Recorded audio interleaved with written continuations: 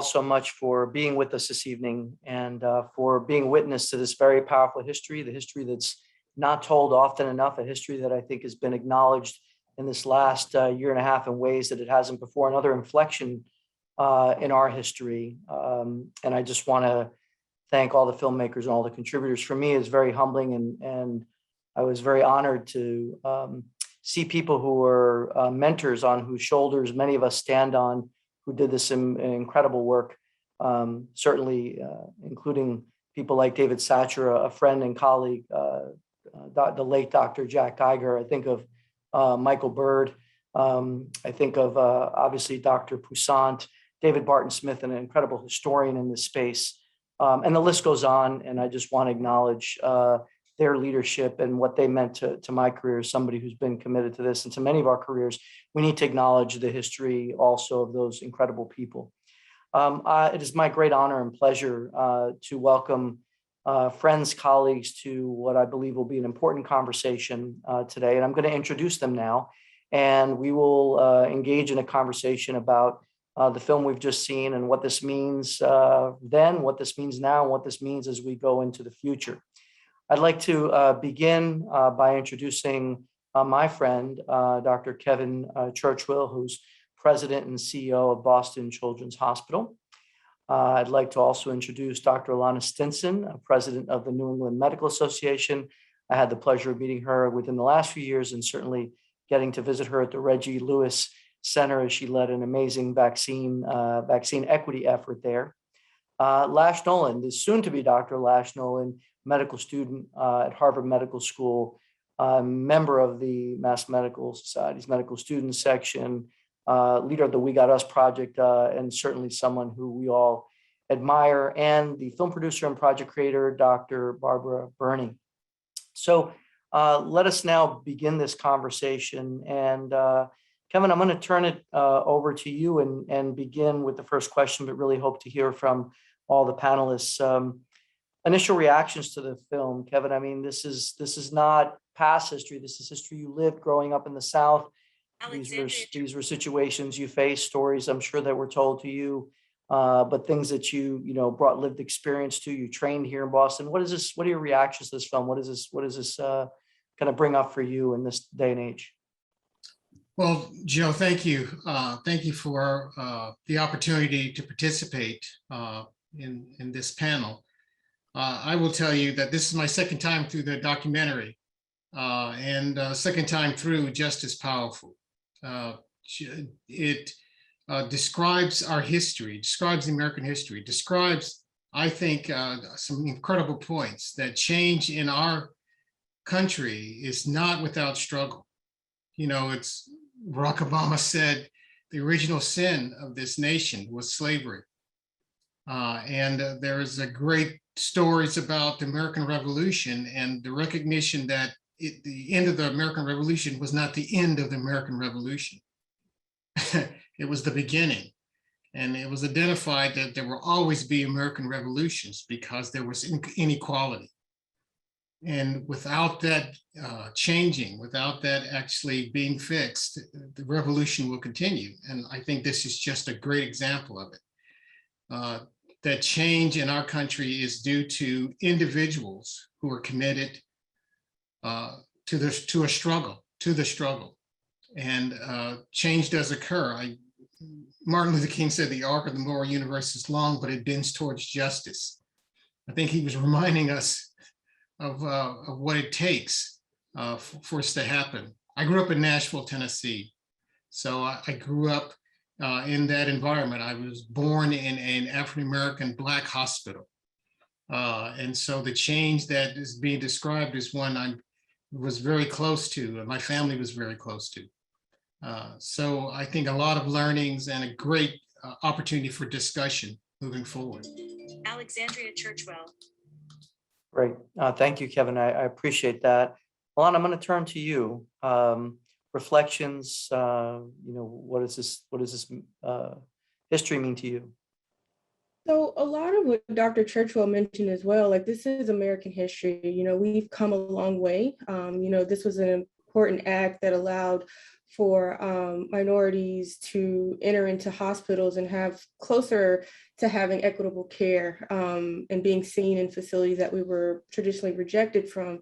I, like Dr. Churchwell, was also born in South Alabama and actually trained in Georgia, lived in Georgia for a while. So this is hit very close to home. Also attended Meharry Medical College, which mentioned in the documentary as well. So a lot of this history was taught to us growing up as a child and even during medical school. So we are very familiar with it.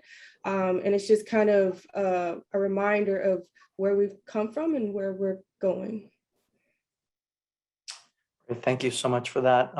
Lash, your reflections as well. Yeah, it's such an honor to get to be here with everyone. And I think for me, thinking about this as being a medical student and similarly seeing so many mentors and people that I deeply admire and look up to as part of this documentary was truly powerful. And I think for me, what it really made me think about is how much work has been done and how much more work we have left to do. Especially in this time where people are having this racial awakening and we're really starting to talk about the challenges of systemic racism and really having important conversations, and how really what this documentary teaches us is that we can't have policies, ideas, and campaigns without any teeth to back it up, right? Like we can say all day that we're committed to ending systemic racism, but if we don't have ways to make sure that those policies are truly making a difference on the ground and make sure that we have individuals in place to make sure that folks are following through to the end, then they're just words. So I think that really this is a great lesson I think that we can learn from, and that really teaches us the path to follow moving forward. Yeah, it's really, it's spot on. I remember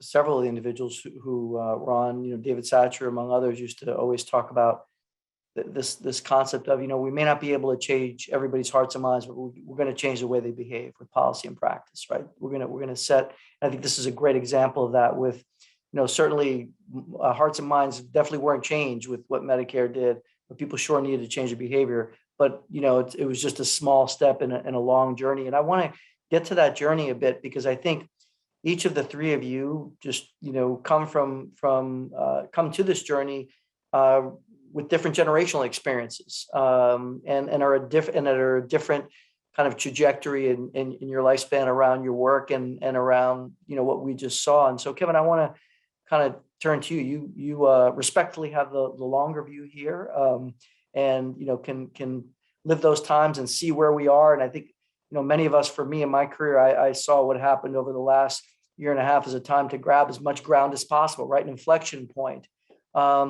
You've seen these before, Kevin. I mean, what do you think about that, and what do we have to think about in the future? I think you're spot on, Joe. The inflection points, taking the opportunity, taking what has occurred over the past 20 months with George Floyd and Breonna Taylor, and making sure their memory is respected, and making sure that we have the opportunity to move it forward is something that we should take responsibility for. Grady Memorial was featured in the documentary. I'm sure Grady is a beacon in the city of Atlanta in terms of healthcare, public healthcare. It's a treasure. The building hasn't changed, by the way. It's still those two large towers. My history with Grady is that I have two brothers. They're both adult cardiologists. They both did their training at Grady. And my older brother, Andre Churchwell, was the first chief resident at Grady Memorial Hospital. My twin brother, Keith, was the second African-American chief resident at Grady Memorial. So it took from 65 to 1985, 1990.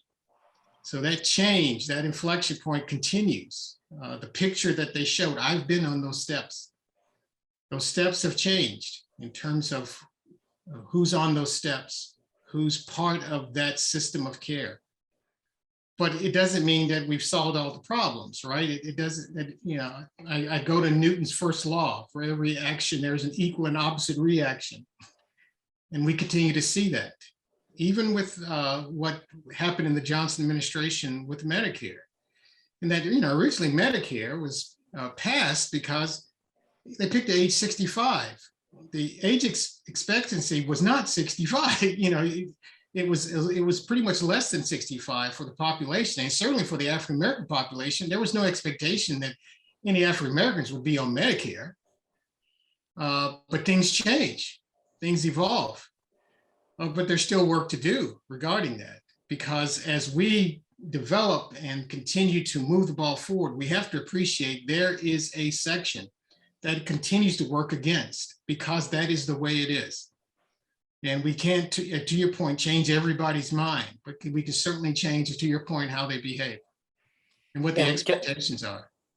Thank you, Kevin. I mean, and I would say that evolution is real. People, the historians here, David Barton Smith, Jack Geiger, the stories of Montague Cobb. I mean, you think about these pioneering stories of it, but we also used to hear from some of those individuals that Michael Bird used to talk about. Well, we moved from kind of clear segregation to de facto segregation, right? When I trained in the 90s and I went to medical school in Newark, New Jersey, you had the ward, right? And you had the other services, right? And so the segregation continued, but just, morphed, right? And to your point, there is this, racism is like a chameleon. It kind of finds its other ways of rearing its head. Alana, your reflections here generationally, as you think about, your journey, where you are now and kind of where you hope to go, the exciting work that you led this last year. What is kind of, as you think about the work ahead, what are your reflections? So reflecting just about the journey, first, I consider myself mid-career. I'm kind of like in that crux, but, I was fortunate enough not to have to experience like the segregation firsthand, but I'm not too far removed, like having these conversations with my grandmother and my mom, listen to my grandmother talk about how she delivered all 8 of her kids at home because she couldn't afford 50 cents a day of admission to the hospital, and that all Blacks were admitted on the first floor of the hospital. So, she's still alive. I still have these conversations with her. And then my mom, who tells stories about having to enter into the doctor's office from the back door because they didn't allow. So, I mean, these are all people who are still near and dear to me, who are still here, and I'm having these conversations and realizing that my experiences are different in the sense that I can walk through the front door, but still feel those same differences in care. And when I go as a patient and I don't tell them right away I'm a physician, like I at least notice those things. So that's one thing I'd like to see change. But even as a practicing physician, just kind of seeing, and I'm ER physician, by the way, seeing how different care is provided in different hospitals, and specifically here in Boston, where we see most of the care being provided to patients who have Medicare, Medicaid, in hospitals like Boston Medical Center and Carnegie Hospital. Even those the segregation laws have been removed, we still see similar behavior still being practiced, and majority of those patients being seen at fairly qualified health centers.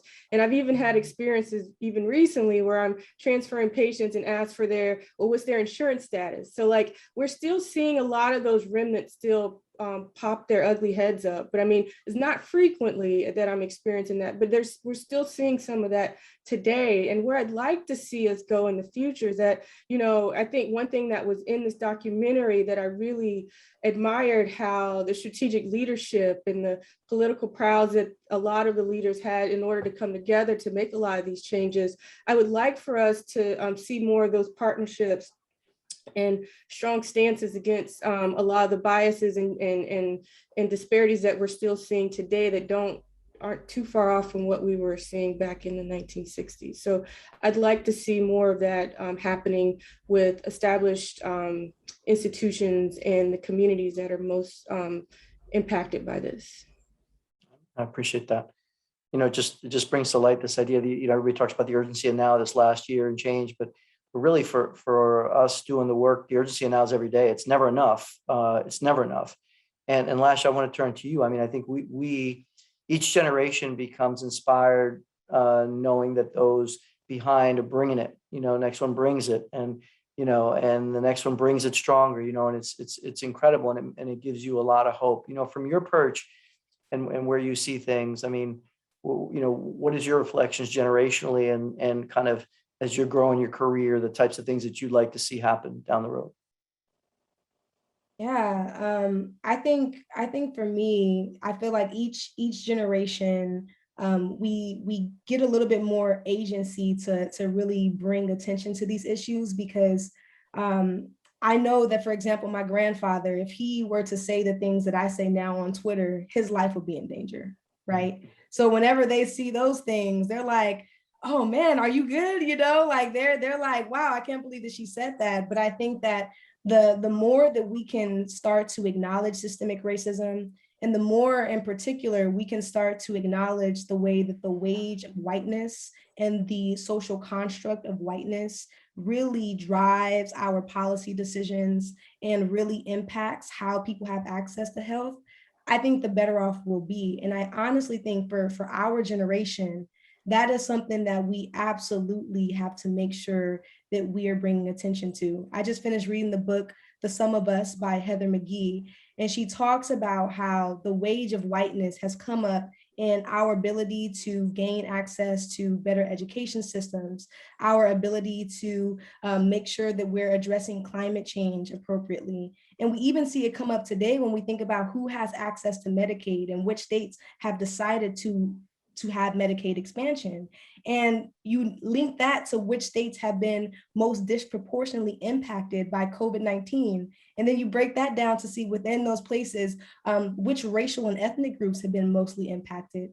And what we're seeing is that, or we're seeing a lot of ethnic minorities being disproportionately impacted, particularly Black folk who aren't getting access to healthcare because of this idea that we have to protect this wage of whiteness and this idea of white supremacy. And I think that the more that we're able to blatantly say that and acknowledge that, the more work we'll be able to do. And I think that the first issue is that we are afraid to name that. We see right now that all across the country, there are movements to not talk about critical race theory. And I think that the only way that we can truly have true progress is by acknowledging the ways that racism is deeply embedded in our decisions to have more access to healthcare, the way it's embedded in capitalism, the way that it's embedded in our decisions about war and all of those things.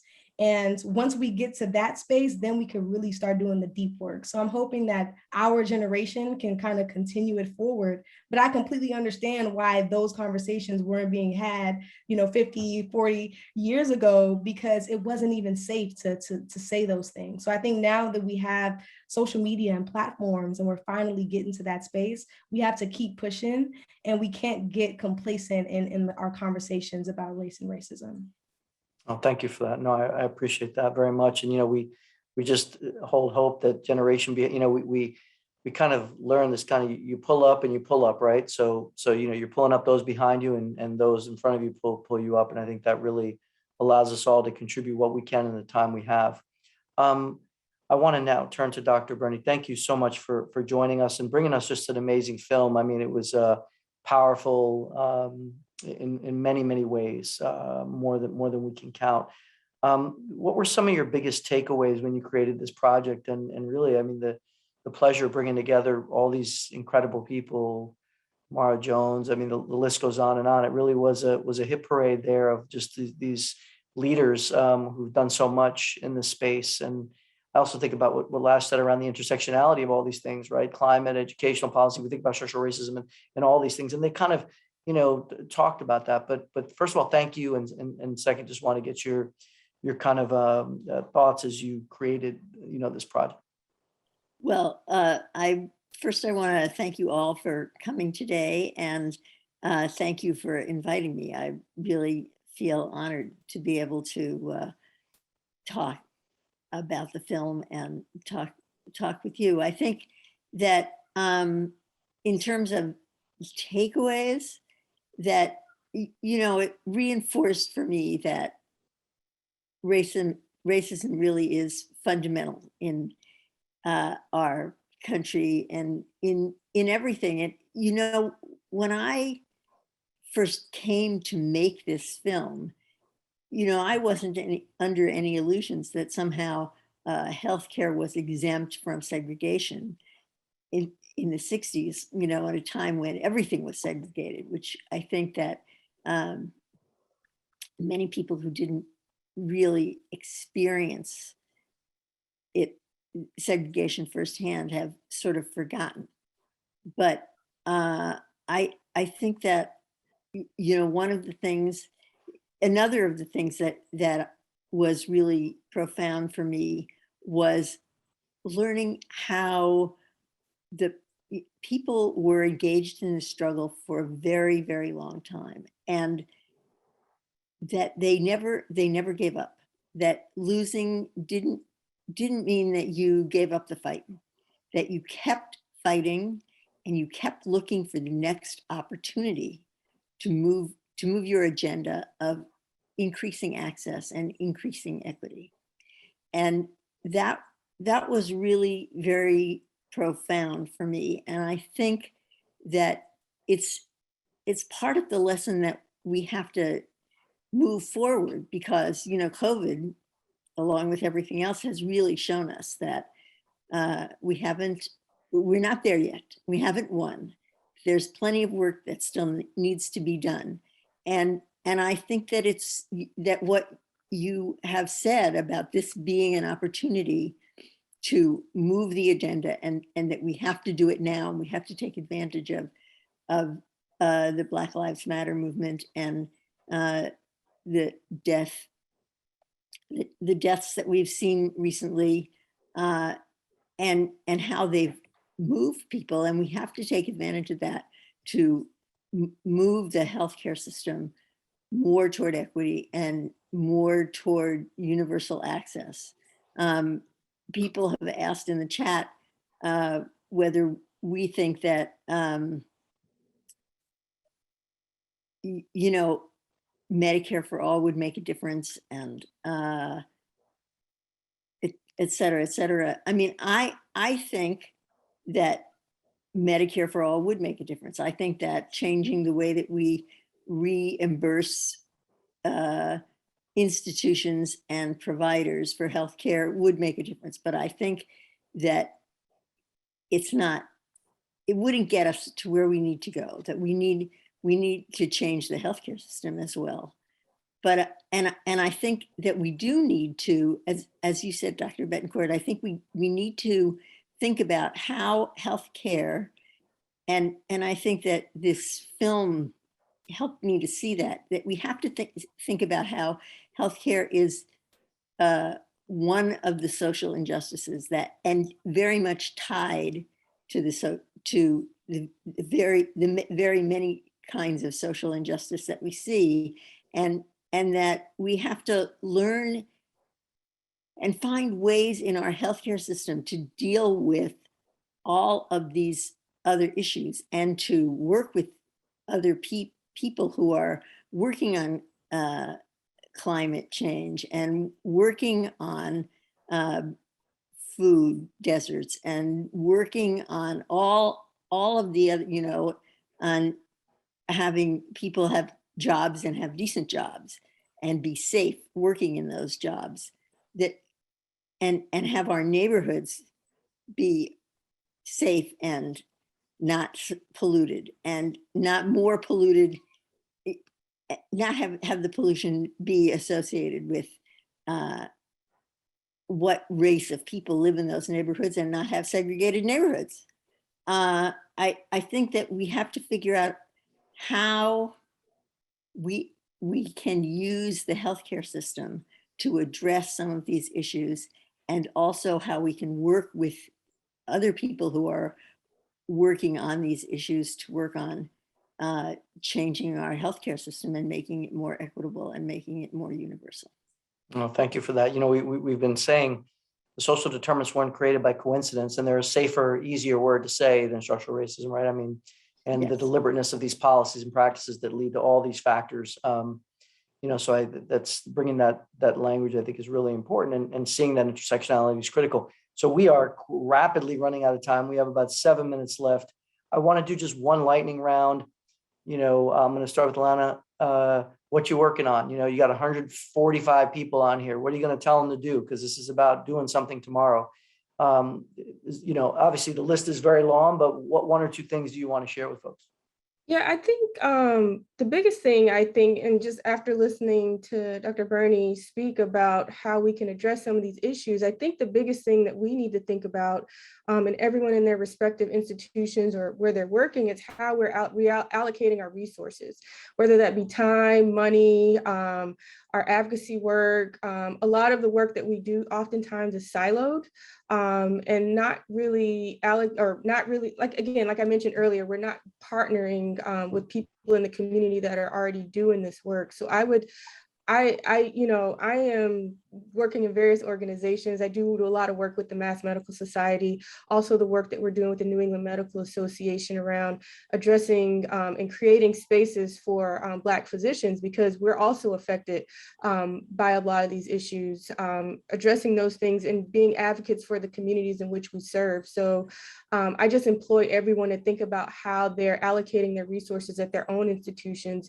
and possibly supporting work that other organizations are already doing in the space, or bringing them to the table to have more diverse conversations and deeper thoughts around how we can address and continue to fight to address a lot of the health disparities and disparate care.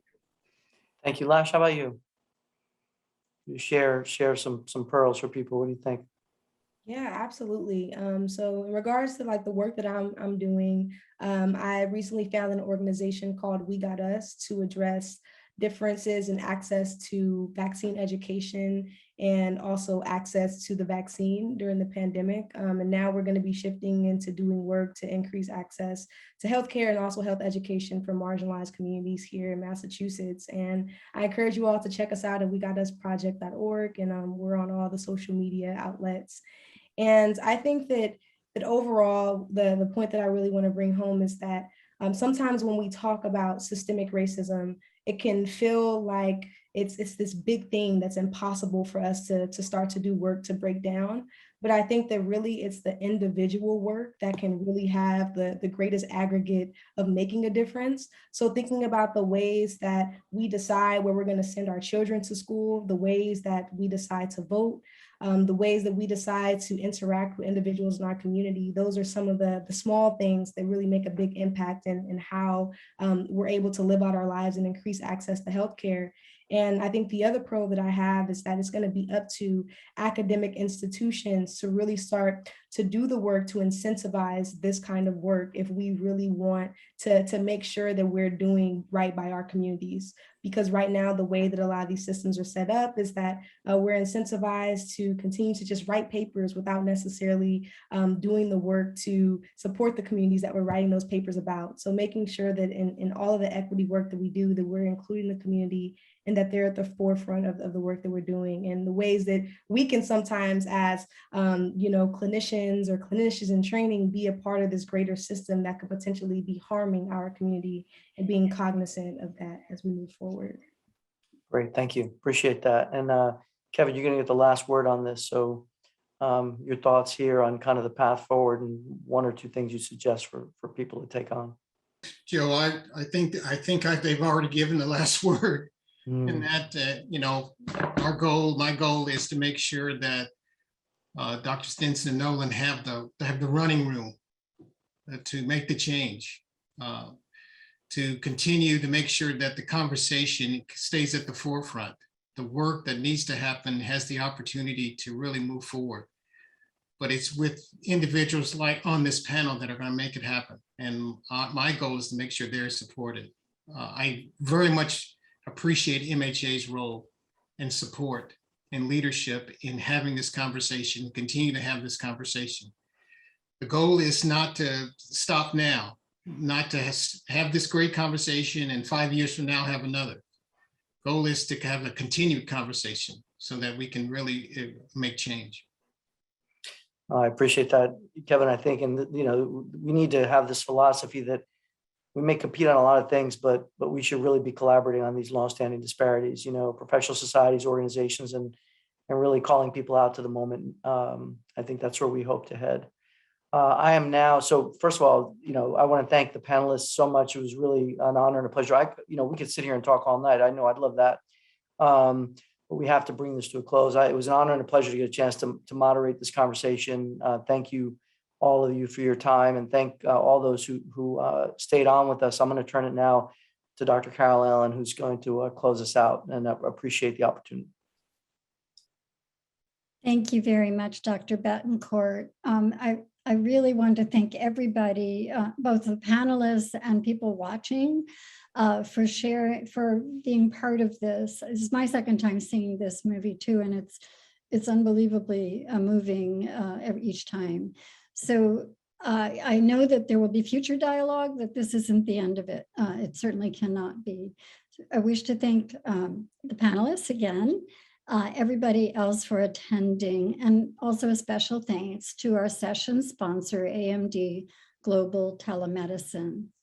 Please visit the MMS, MHA, and ACHE websites for more information on our upcoming webinars in our Diversity, Health Equity, and Inclusion Best Practices series, as well as our other upcoming virtual events and webinars. We will be sending out an evaluation to hear about the topics on which you would like to learn more.